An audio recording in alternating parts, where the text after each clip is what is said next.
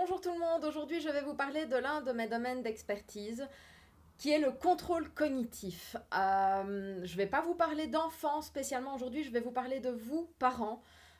Ce contrôle cognitif, en fait, c'est notre faculté à contrôler notre comportement pour répondre le plus adéquatement possible aux besoins de l'environnement.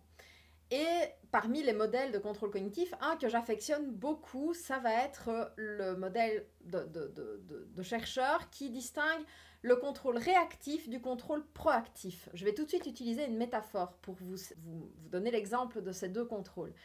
Vous êtes sur l'autoroute, vous roulez, c'est calme, il n'y a pas une seule voiture devant vous, vous écoutez un petit fond musical, tout va bien, vous êtes en contrôle réactif, c'est-à-dire que vous ne contrôlez pas en fait, vous n'anticipez rien, tout se passe bien.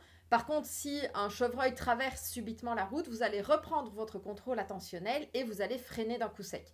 Ça, c'est le contrôle réactif. Donc, il n'y a pas d'anticipation particulière, on se laisse aller et puis quand il se passe quelque chose dans l'environnement, on réagit.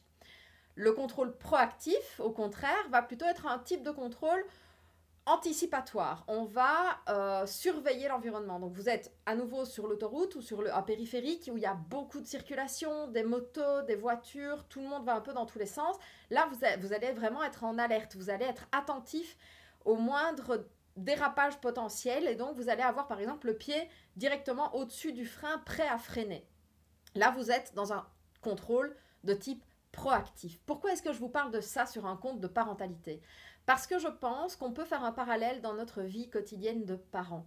La plupart du temps, on va fonctionner en contrôle réactif, c'est-à-dire qu'on va réagir aux besoins de nos enfants et aux demandes en fonction de ce qui se présente. Dans certaines circonstances, je pense qu'il serait bon de conscientiser le fait que c'est mieux d'être dans un contrôle proactif dans les situations où on peut justement essayer d'éviter des crises, des difficultés. Je pense au supermarché, je pense à la sortie de l'école, je pense au parc, quand on va quitter le parc. Je vous ai mis quelques petites astuces à ce niveau-là sur le compte, n'hésitez pas à passer sur le feed.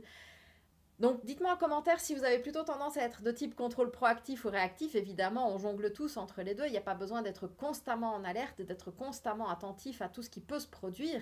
Mais dans les situations un petit peu tendues, c'est bien d'identifier déjà les situations qui vont être fragiles chez nous et chez notre enfant, les périodes où nous on va être un peu plus stressés, et les environnements qui vont nécessiter plus de contrôle proactif de notre part.